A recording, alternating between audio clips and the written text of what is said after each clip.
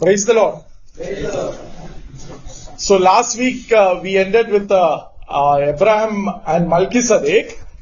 गए हफ्ते में हम लोग अब्राहम और मल्की सदेक के विषय पर हमारी समाप्ति हुई थी.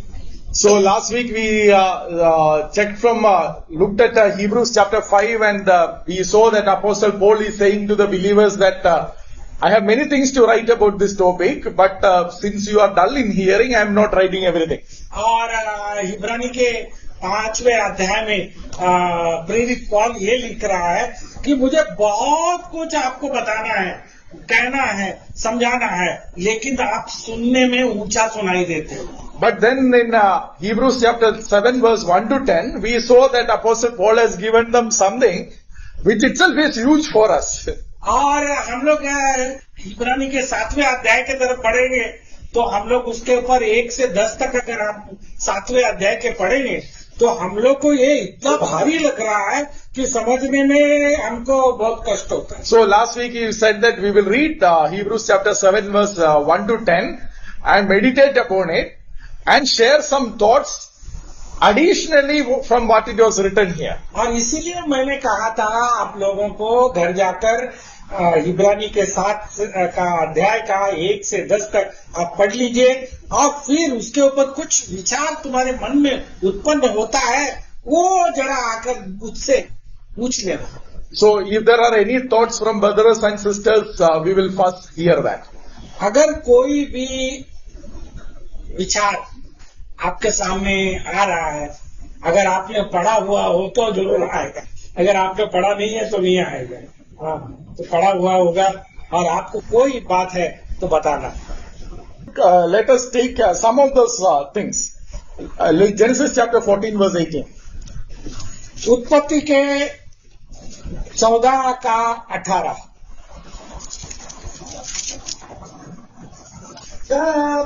सालेम के राजा मल्कीसेदेक जो परम प्रधान ईश्वर का याजक था रोटी और दाख मधु ले आया. So it is very clear one similarity, right? एक बात बहुत ही सामान्य बात है कि यही बात. Apostle Paul doesn't say that in Hebrews. प्रेरित पौल इब्रानी के पुस्तक में ये बात को नहीं कह रहा है. If you ask Apostle Paul, अगर आप प्रेरित पौल से पूछा जाए, Apostle Paul says that this is very clear. Why should I tell you? और इसका मतलब यह है कि बहुत ही साफ नजर आ रहा है, क्लियर है, स्पष्ट है, तो उसको बारे में मैं क्यों बताऊं. But there is one more meaning to that. और एक और अर्थ है इसका बारे में. Why are we having bread and wine? और हम लोग क्यों दाखरस और रोटी, हम लोग क्यों इन सामग्रियों का इस्तेमाल कर रहे हैं. It is the remembrance of the great sacrifice, right? और ये उस महान बलिदान के बारे में हमको स्मरण दिलाता है. So if that great sacrifice was not over, we would have also offered sacrifice. और उस महान यज्ञ का या वध का जो बलिदान का अगर नहीं होता तो हम लोग भी बलिदान चढ़ाते ना. So when Melchizedek, Aaron and the priest had to offer sacrifices every year, Melchizedek did not have to offer any sacrifice at all. और इन लोगों को प्रति वर्ष में बार बार बलिदान को चढ़ाना पड़ता था, लेकिन मल्कीसेदेक को कोई बलिदान नहीं चढ़ाना. At least it is not recorded. क्यों, उसमें कोई रिकॉर्ड ही नहीं है. So like how Apostle Paul says that he has no father, no mother, means that it is not recorded, we can also say that he has not offered any sacrifice on the earth. और देखिए प्रेरित पौल कहता है कि उसका माता नहीं है, पिता नहीं है, तो हम भी यही कह सकते हैं. So if father and mother is not there, see, I am not going to explain all the Hebrews chapter 7 because it is clearly written there. और मैं ये इब्रानी का 7वां अध्याय को विस्तार से आपको बताने नहीं जा रहा हूँ. क्यों कि वहां पर सब कुछ लिखा है. And one more thing, apart from the bread and wine, which is the remembrance of the great sacrifice, do we know anything about the brother and sister of Melchizedek? और इसके अलावा आप लोगों में किसी को पता है भाई और बहन मल्कीसेदेक का? We don't know, correct? हम लोग किसी को मालूम नहीं. So can we say that Melchizedek was the only begotten of his father? क्या हम लोग ये बोल सकते हैं कि मेल्कीसेदेक पिता का इकलौता एक पुत्र है क्या? For his father, he would have been the only begotten son. और उसके पिता के लिए इकलौता पुत्र हो सकता है. So in that way also, Melchizedek is similar to Christ. और इस तरह से मेल्कीसेदेक समानता रखता है प्रभु यीशु मसीह. So again next week, so I am not going to explain Hebrews chapter 7 because it is very clearly written. We have to read and come back. आप देखिए, मैं स्पष्ट से बोल दिया आपको. हम लोग एक्सप्लेन मैं नहीं करने जा रहा हूं. आप लोगों को अच्छी से पता है, उसको आप पढ़ेंगे तो कि वो बहुत स्पष्ट लिखा है. So next week, please come read. Please share at least one thought from Melchizedek and Hebrews chapter 7. It is very clearly written. और देखिए, एक बात को हमारे साथ में आपने साझा करना ही करना है. आप जाकर फिर से इब्रानी के पुस्तक को 7वें अध्याय को पढ़कर मेरे पास आ जाए. Let me go to the other things. और फिर हम दूसरी बातों के पास जाए. You have any question? You have any question? Then it will take a diversion. So we will go to Isaac. From Abraham, we will go to Isaac. Even in Abraham, Abraham met the Lord, but that we will take it as separate. Now we will look how Isaac represented our Lord Jesus Christ. हम लोग यशायाह नबी के पुस्तक में जाएंगे और वहां पर देखेंगे कि किस तरह से यशायाह नबी हमारे परमेश्वर को प्रतिनिधित्व कर रहा है. So when we read about Isaac, first thing that we read is that he was born miraculously in Genesis chapter 21 verse 1. और अरे you are talking about Isaac. Isaac. अरे नहीं, उत्पत्ति के मैं सोचे यशायाह नबी के बारे में. हम लोग ईसाक के बारे में देख रहे हैं. ईसाक का Genesis chapter 21 verse 5. 21 वर्स 5. क्षमा कर देना. अब्राहम का पुत्र इसहाक उत्पन्न हुआ तब अब्राहम 100 वर्ष का था. So in Hebrews chapter 11 verse 11 again, we are told very clearly that they were as good as dead.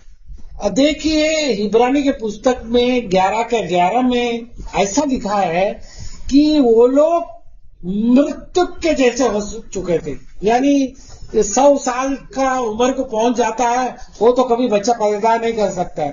तो शरीर एक मरा हुआ शरीर जैसा है, एक जिंदा लाश जैसा है. So it is a miraculous birth, right? और ये जो पैदा हुआ, ईसाक जो पैदा हुआ, ये एक चमत्कार रूप से पैदा हुआ. A type of Christ to be born.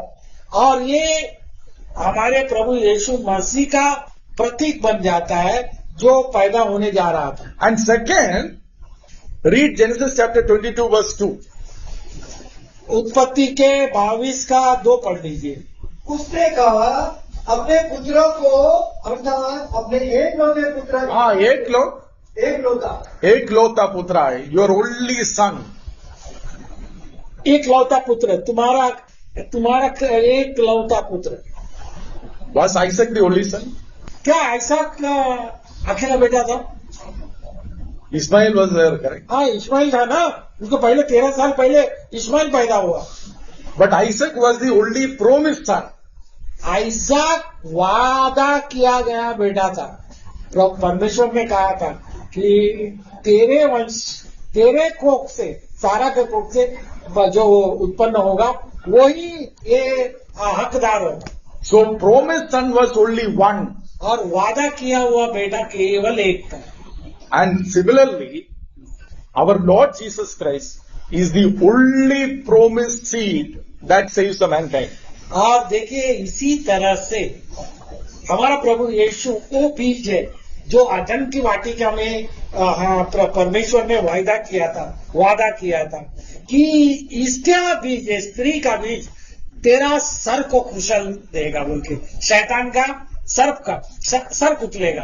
तो वो ही वादा किया हुआ प्रॉमिस सीड हो बीज है. Correct? So miraculous birth, promised son. चमत्कारिक बेटा और वादा किया हुआ बेटा. Third, तीसरी बात, we also read in Genesis chapter 22 verse 24 verse 63. Genesis chapter 24 verse 63.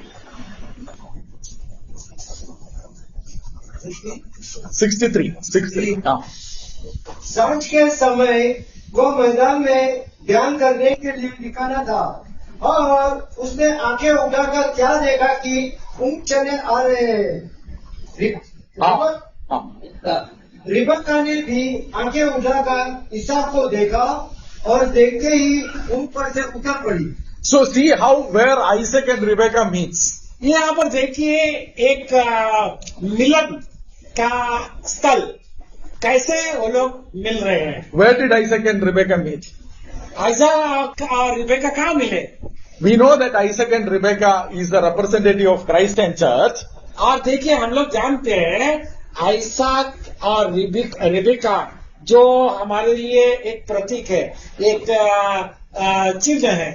प्रभु यीशु मसीह और कलीसिया को वो लोग प्रतिनिधित्व कर रहे हैं।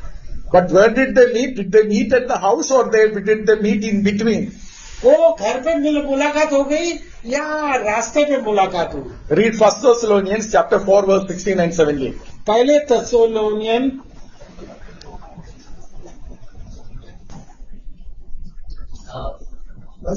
4 verse 16 and 17.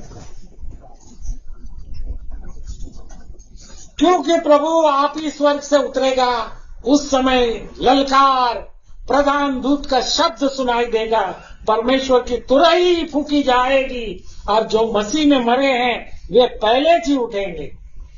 Read. Next one. जब हम जीवित और बचे रहेंगे उनके साथ बादलों पर उठाए लिए जाएंगे कि हवा में प्रभु से मिले और इसी रीति से हम सदा प्रभु के साथ रहेंगे। So where do we meet Christ? It says that in English, within the clouds to meet the Lord in the air. और देखिए यहाँ पर क्या कह रहा है कि मसीह से हम मिलन करने के लिए वो बादलों से उतर कर आएगा और हम उसको हवा में उससे मुलाकात होगी। So just as Isaac was coming from that side, Rebekah was coming from the other side, we the church will go up and Christ will come and we will meet in the mid-air. और यही मुलाकात, यही संगम मिलन की बात जो कि एक चित्र के समान, एक दृष्टांत के समान हमको दिखाई गई थी, आइज़ाक और रेबेका का मिलन, उसी तरह कलीसिया और प्रभु का मिलन वो बादलों से उतर कर आएगा और हम उसको आकाश में जाकर उससे मिल जाएंगे। In one way, we can also say, I'm not saying that this is, but in one sense, Isaac's sacrifice was also to get Rebekah. और एक तरीके से आइज़ाक का उस वेदी के ऊपर रखना, उसका बलिदान के लिए उसको देना, वो भी हमको एक बातों का प्रतीक बताती है। Because if you read Genesis chapter 22 verse 3, अगर आप no need to read it now. उत्पत्ति के 22वें अध्याय के तीसरी पंक्ति को अगर आप It पढ़ेंगे, says Abraham early in the morning he got up and went to sacrifice. और देखिए वहां पर लिखा है कि अब्राहम सुबह तड़के उठा और बलिदान करने देने की जगह पर जाने लगा। But in the evening, Isaac meets Rebekah. और देखिए हम लोग ये देख रहे हैं वहां पर संध्या के समय, शाम के समय आइज़ाक और रेबेका का मिलन होता है। So in a typological way, we can say that Isaac was sacrificed in the morning and then he got Rebekah. Though it is not the same day, it is set in the morning and in the evening. ये एक दृष्टांत के तरह जैसा है, एक प्रतीक के जैसा है कि आइज़ाक का बलि उसको सुबह का वक्त था और मिलन रेबेका के साथ में शाम के वक्त। Again representing Christ and our church. और ये बात हमको प्रतीक होकर बताती है कि मसीहा और कलीसिया। So Isaac was miraculous birth. Isaac was the promised child. Isaac and Rebekah is the Christ and church. और देखिए आइज़ाक जो है उसका इकलौता पुत्र था, वादा किया हुआ पुत्र था, और Isaac and Rebekah is Christ and church. और आइज़ाक और रिबेका कलीसिया और मसीहा है। And Isaac also, now that Isaac is a perfect sacrifice, as I said previously, Isaac is the only patriarch who did sowing in the seed, soil. और आइज़ाक जो है प्रभु यीशु मसीह का प्रतीक है, इसके बावजूद वो इंसान है जिसने खेती बाड़ी की, Genesis उसने धान्य को बोया। Genesis chapter 26 verse 12. और उत्पत्ति के पुस्तक 26वीं अध्याय के 12वीं पंक्ति। 12. हाँ 12. 26, 12. फिर इसहाक ने उस देश में जोता बोया और उसी वर्ष में 100 गुना फल पाया और यहोवा ने उसको आशीष दी। So in a way, Isaac removes the curse of the earth. और देखिए एक तरीके से इसहाक ने तो परमेश्वर ने श्राप दिया था आदम को, तू श्रापित है भूमि, तू उसके ऊपर पसीने से तू मेहनत करेगा और कांटे कटारे ये उत्पन्न करेगी बोल के श्रापित भूमि पर ये इसहाक एक ऐसा दृश्य है जिसने भूमि पर पड़ा हुआ श्राप को निकाला। So, but the real curse was removed by our Lord Jesus Christ. और असली जो श्राप जो था हमारे प्रभु यीशु मसीह ने निकाला। So he removes all the curses from us. और वो हमारे प्रभु यीशु सारे पापों को या श्रापों को वो हमसे अलग करता है। Read one more verse further, 26 verse 18. 18वीं पंक्ति भी पढ़ लीजिए। तब जो कुएं उसके पिता अब्राहम के दिनों में खोदे गए थे और अब्राहम के मरने के बाद फलिस्तियों ने भर दिए थे, उनको इसहाक ने फिर से खुदवाया और उनके वे ही नाम रखे जो उसके पिता ने रखे थे। Isaac actually again digs the same well. It was covered. He digs the same well and puts the same name. और देखिए आइजक ने उन कुएं को फिर से खोदा और उस कुएं का नाम भी वही नाम उसने रखा। Why? He क्यों? can dig another well, no? और वो और कुआं खोद सकता था ना। Isaac restores all things. Isaac पुनर्स्थापित करता है Read एक चीजों को। And read Acts chapter 3 verse 21. और प्रेरितों के पुस्तक में 3 अध्याय 21वीं पंक्ति। 3 verse 21.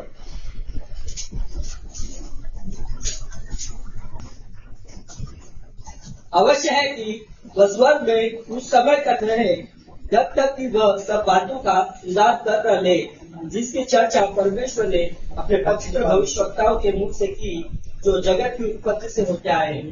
He restores all things. In English it says that he restores restoration of all things.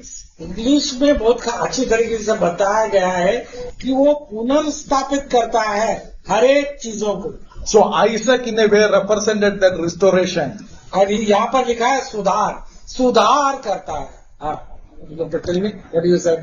Isaac in a way represented the restoration that Christ is going to do. और ये आइसाक के तरफ से हम लोग को हमको ये मिलता है, सुभाव मिलता है कि मसीहा जो है आने वाला वो सब कुछ है ना पुनर्स्थापित करके दे। So everything that is destroyed by Satan, everything that is corrupted by Satan, Christ is going to restore just as Isaac restored Abraham's well. आप देखिए जैसे शैतान ने मनुष्य को मजबूर कर दिया श्रापित होने के लिए, आइजाक जो है वो एक प्रतीक बताया गया हम लोग को, दर्शन से प्रतीक बताया गया, लेकिन असली बात हमारे प्रभु यीशु मसीह की है। उसके द्वारा हमारे सारे श्राप को निकालेगा, रिस्टोर करेगा। So Isaac had a miraculous birth. आइजाक को जो है उसको चमत्कारिक पैदाइश हुई थी। He is the only promised son.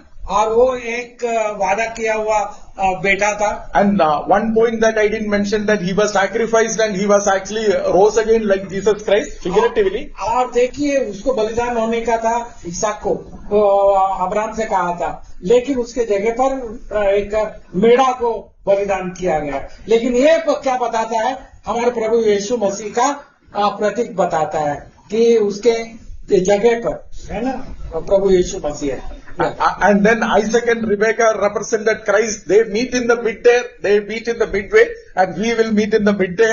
और देखिए दो लोग रास्ते में उन लोग की मुलाकात हो गई, उन लोग का मिलन हो गया। वैसे ही हम भी प्रभु यीशु मसीह के साथ में आकाश में मुलाकात करेंगे। Isaac removes the curse. आइसक जो है श्राप को निकाल देता है, Isaac restores everything, आइसक वापस उसको पुनर्स्थापित करता है। and that is why last week I had a question that about Ishmael. That is why I think it is Isaac who reconciles everything. और गए हफ्ते में हम लोग को यही प्रश्न के बारे में बताया गया था। तो ऐसा सब कुछ पुनर्स्थापित करता है, Reconciles, he is also a reconciler. मेल मिलाप करवाता है। Correct? If you put the picture of Christ on one side and picture of Isaac on one side, it looks Isaac is a shadow. और देखिए, अगर आप एक पिक्चर बना लेते हैं, एक चित्र बना लेते हैं आइसक का और मसीह का, आइसक का चित्र आपको ऐसा लगेगा कि ये उसका छांव है, उसका शैडो है, Correct? परछाई। Correct? Birth, death, resurrection, church, restoration, curse removal, reconciliation. और देखिए तो सर Miraculous birth, पैदाइश, promised child, वादा किया बच्चा, death and resurrection, मृत्यु और पुनरुत्थान, Christ, the church and the Christ, मसीहा और कलीसिया, removes the curse from the earth, और धरती पर से अपना श्राप निकाल लेता है, restores everything, पुनर्स्थापित करता है, and therefore he is a reconciler also. और इसके बावजूद वो मेल मिलाप कराने वाला भी है। So, because it is Isaac who reconciled Ishmael to himself and to Abraham and Hagar to Abraham. और आइसक ने ये सब कुछ को जोड़ दिया, उसने हागार अब्राहम को और इस्माइल को और सबको मेल मिलाप करा। Correct. So last week that was question was there, was Hagar the Keturah. और गए हफ्ते में केतुरा के बारे में सवाल था। So Keturah it has to be Hagar because the picture will not be complete otherwise. अरे केतुरा हागार ही होना नहीं तो ये चित्र पूरा नहीं होगा। Correct. The picture will slightly get disturbed. हाँ, नहीं तो ये चित्र जो है हम लोग को डिस्टर्ब करे। And commonsensically, if it is not Hagar, why will Ishmael come for the burial? और अगर हागार नहीं होता तो इस्माइल क्यों आता?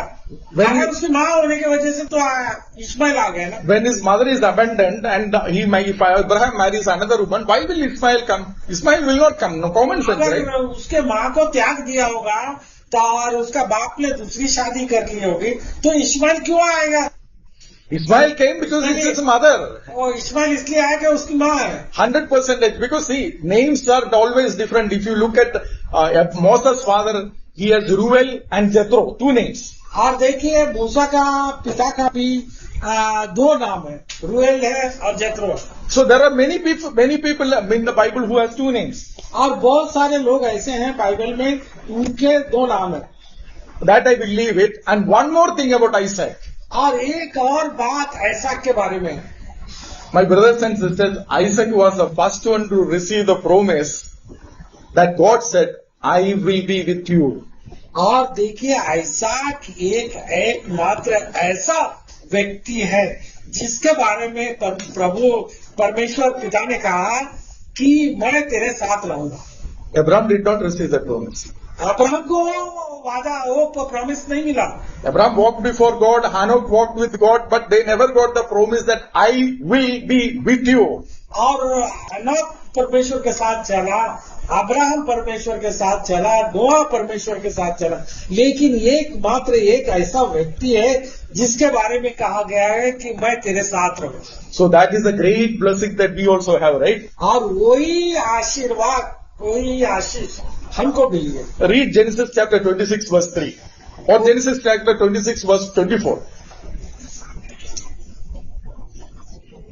26:24. 26:3 is also the same, but read 26:24 for clarity. और उसी दिन यहोवा ने रात को उसे दर्शन देकर कहा, मैं तेरा पिता अब्राहम का परमेश्वर हूँ, मत डर, क्योंकि मैं तेरे साथ हूँ और अपने दास अब्राहम के कारण तुझे आशीष दूंगा और तेरा वंश बढ़ाऊंगा। So I am with you. यहाँ पर कहा क्योंकि मैं तेरे साथ हूँ, Before that, nobody else received that promise. और वो वादा किसी को नहीं मिला. You read from Genesis chapter 12 onwards about Abraham's promise. Now there is no time to read. You can go back and read at home. और उत्पत्ति के 12वें अध्याय आप जाकर घर पे पढ़ सकते हो, लेकिन अभी हमारे पास समय नहीं है. इन्हीं बातों को वहाँ पर जोर दिया गया. So God says to Abraham, I will bless you, I will make you a great nation, I will multiply your seeds, but not that I am with you or I will be with you. और ये देखो, आप परमेश्वर ने उन लोग से कहा कि मैं तुम्हें आशीष दूंगा, मैं तुम्हें बहुत मालामाल कर दूंगा, तेरे संतति को बढ़ाऊंगा. लेकिन ये एक बात खास बात है कि क्योंकि मैं तेरे साथ हूँ, ये बात कही गई. So why was Isaac the first one to receive that promise? और ऐसा क्या था खूबी कि उसको ये वादा मिल गया. Because as you see, Isaac represented the shadow of Christ. He was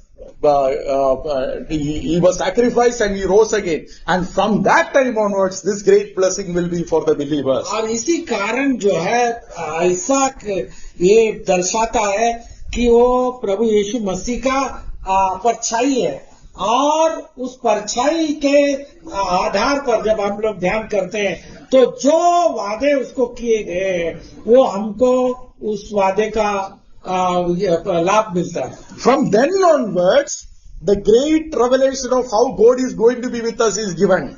और उसके बाद से शुरुआत हो गई है ये प्रकटीकरण की कि परमेश्वर कैसे हमारे साथ में होगा. If you read Genesis, no, until then it is slowly developing. But after Isaac, when you come to Jacob, you will see that how Christ is going to be with us. और देखिए, पहले तो वो लोग बहुत ही इसके अंदर है ना, धुरी में और स्पष्ट नहीं दिखाई देता है, लेकिन आइसक के बाद में और याकूब के जरिए हम लोग को बहुत कुछ एकदम स्पष्ट दिखाई देने लगता है. So Jacob saw a dream. Jacob को एक सपना गिरा था. We know that dream, right? हम लोग को सपने के बारे में मालूम है. Genesis chapter 28. और उत्पत्ति के 28 अध्याय में. So if you read from 10 to 17, now there is no time to read 10 to 17. और 10 से 17 तक अगर हम लोग उसमें से पढ़ेंगे, अभी तो हमारे पास समय नहीं है. We know that is generally called as the Jacob's ladder. और उसको कहते हैं आम तरीके से कि वो सीढ़ी याकूब की है. So that is a great blessing. और वो एक बहुत बड़ा आशीर्वाद है. Read John chapter 1 verse 51. यूहन्ना के पहले अध्याय के 51.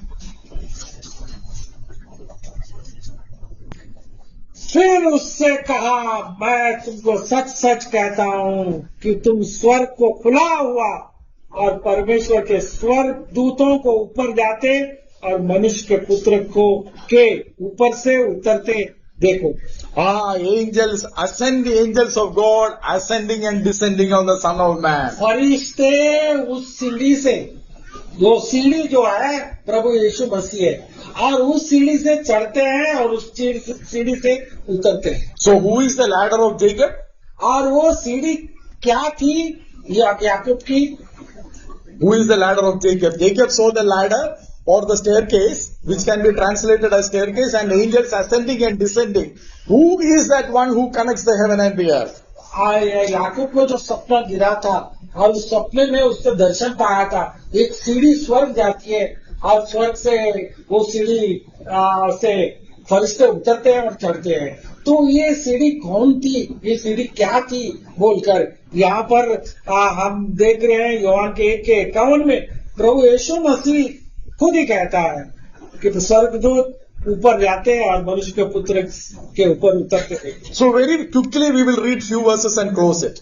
और बड़े जल्द से हम लोग कुछ पंक्तियां पढ़ेंगे और फिर बंद करेंगे. How Christ is with us. और कैसे मसीहा हमारे साथ. Genesis chapter 28 verse 13. और उत्पत्ति के 28 का 13 है. First read. 13. और यहोवा उसके ऊपर खड़ा होकर enough. And 15. अब सुन, मैं तेरे संग रहूंगा. और 16. तब याकूब जाग उठा और कहने लगा, नीचे उस स्थान में यहोवा है और मैं उससे बात enough. So 3 verses, 13 we read, God above the ladder, और देखिए हम लोग 13 में पंक्ति में पढ़ा है, परमेश्वर वो सीढ़ी के ऊपर था। but 15 we read, God is with Jacob, और देखिए 15 पढ़ रहा है, सुन मैं तेरे संग हूँ। and 16 we read, Jacob himself saying, God is in this place. और खुद याकूब कह रहा है, परमेश्वर इस स्थान में है। How is the Lord with Jacob? Is he in heaven or with him? और कहाँ पर है परमेश्वर? स्वर्ग में है या उसके साथ है? He is both in heaven as well as with us. और वो स्वर्ग में भी है और हमारे पास भी है। That is what our Lord Jesus Christ has also said before he ascended into the heaven, said, Lo, I am with you even to the ends of the age. इसीलिए प्रभु यीशु मसीह ने अपने शिष्यों से कहा मत्ती 28 में, देख मैं तुम्हारे साथ हूँ अंत तक। And next one, read 17. Genesis chapter 28 verse 17. और 17 भी पढ़िए। और हरितंगल उसने कहा, यह स्थान क्या ही भयानक है, यह तो परमेश्वर के भवन को छोड़ और कुछ नहीं हो सकता, वरन यह स्वर्ग का फाटक ही होगा। This is the gate to heaven. और यहाँ पर बोलता है कि ये स्वर्ग का फाटक ही होगा। Who is that gate? John chapter 10 verse 9.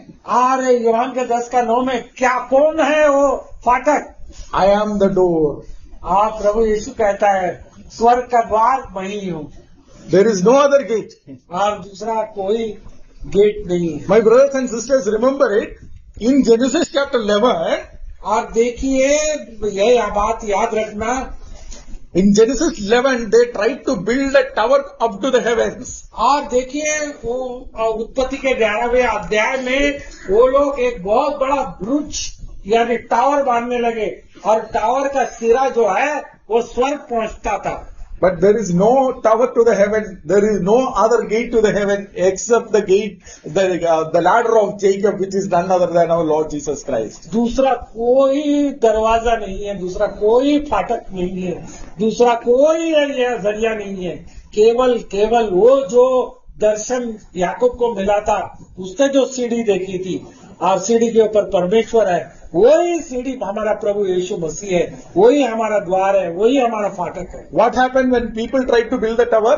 और क्या हुआ जब वो टावर बांधने लगे? Genesis chapter 11 verse 8, they all scattered, they all got scattered. और वो सब लोग बिखर गए, अपने अपने जगह पर अलग हो गए। But what happens when the true gate comes? और क्या होता है जो सच्ची फाटक जब आती है? Revelation chapter 7 verse 9, from every tribe, from every language, from every nation, people are gathered together once again. और प्रकाशित वाक्य 7:9, इसके बाद में मैंने दृष्टि की और देखो हर एक जाति और कुल और लोग और भाषा में से एक ऐसी बड़ी भीड़ जिसको कोई गिन नहीं सकता था, श्वेत वस्त्र पहने, अपने हाथों में खजूर की डालियां लिए, सिंहासन के सामने मेमने के सामने खड़ी है। And they cannot be counted. और यहाँ पर लिखा हुआ है उनकी कोई गिनती नहीं हो सकती। But who got that blessing?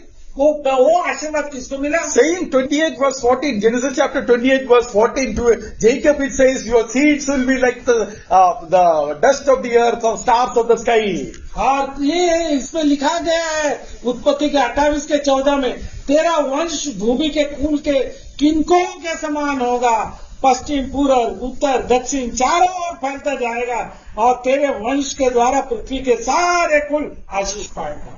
We cannot count it. उसको कोई गिनती नहीं कर सकता। But that is fulfilled in the real Lord, real gate. और ये बात ये वादा पूर्ण हो जाता है हमारे प्रभु यीशु मसीह। But he is not just the gate. और वो केवल फाटक ही नहीं है। Jacob says one more thing. एक और बात कहती है, This is the house of God. और वो कह रहा है ये परमेश्वर का घर है। Correct? Bethel, this is the house of God. Bethel, उसका नाम रखा परमेश्वर का घर। John chapter, we have read that. और आप लोग को पढ़ा है। But who is the real temple of God? और वो कौन है सच्चा परमेश्वर का मंदिर? John chapter 2 verse 19 to 22. We know the verse. We have not time. We know the verse. Jesus says, destroy this temple. The real Bethel is our Lord Jesus Christ. और देखिए हम लोग ये पंक्तियों को अच्छी तरह से जानते हैं। तो प्रभु यीशु मसीह ने उन लोगों से कहा कि इस मंदिर को, यानी उसके शरीर के तरफ दिखाते हुए कहा, अपने आप के तरफ दिखाते हुए कहा, इस मंदिर को नाश कर दो, मैं तीसरे दिन इसको पुनः रूप से खड़ा कर दूंगा। ये प्रभु यीशु मसीह अपने देह के बारे में कह रहा है। But there is one more thing. If God is going to be with Jacob all times, अगर परमेश्वर जेकब के साथ हमेशा रहेगा, then what is Jacob and Jacob's place, wherever Jacob stays? और ये जेकब का जगह कौन सा है, रहने का स्थान कौन सा है? If God is with Jacob, then all the places Bethel only. और जेकब के साथ में होगा तो किधर भी जाएगा तो सब बेहतर ही हो जाएगा। Correct? परमेश्वर का घर। Same way, if Christ dwells in us, then who are we? और अगर प्रभु यीशु मसीह हमारे अंदर वास करता है, निवास करता है, तो हम लोग कौन है? We are also the temple of God. हम लोग भी परमेश्वर के मंदिर है। See, this is all revealed to Jacob through that ladder. और ये सीढ़ी के जरिए जेकब को प्रकट किया गया। And we also saw, I'm closing it, अब मैं बंद कर रहा हूँ, हम लोग ये भी देखा angels ascending and descending both the ways. और अब दोनों जगह से इनकमिंग और आउटगोइंग फरिश्ते आते हैं और जाते हैं। And John chapter 10, what did we read? He is the door and people come in and go out.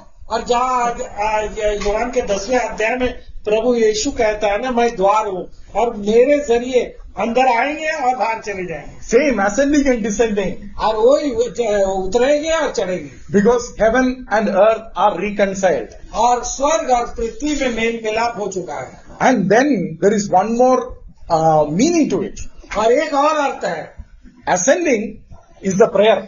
और ऊपर चढ़ना एक अर्थ से प्रार्थना होती है। Descending is the revelation of God. और उतरना ईश्वर का प्रकटीकरण। There is only one staircase एक ही सीढ़ी है where our prayers are ascended और हमारा प्रार्थना ऊपर जाती है and we can see the God, the revelation of God. That staircase, that is only Jesus Christ. और वो जो सीढ़ी जो है हमारा प्रभु यीशु मसीह। But this revelation comes, as I said, after first time Isaac receives the promise, I will be with you. और ये बात पहली बार आ जाती है, आइसक को संबोधित करके कहता है कि मैं तेरे साथ हूँ। See how the revelation is slowly being built up. और देखिए ये प्रकटीकरण कैसे कैसे हमको विस्तार होते जा रहा है। So Melchizedek is still remaining. Melchizedek के बारे में हम लोग और भी ज्ञान करेंगे। Next week, brothers and sisters, share at least one thought for our happiness also. और हमारे खुशी के लिए कम से कम इतना तो कर लो। हाँ, तुम लोग जाके कुछ पढ़ो और पढ़ने के बाद तो कुछ तो भी तुम्हारा, जैसे अभी शंभू ने लेके आया वैसे कुछ सवाल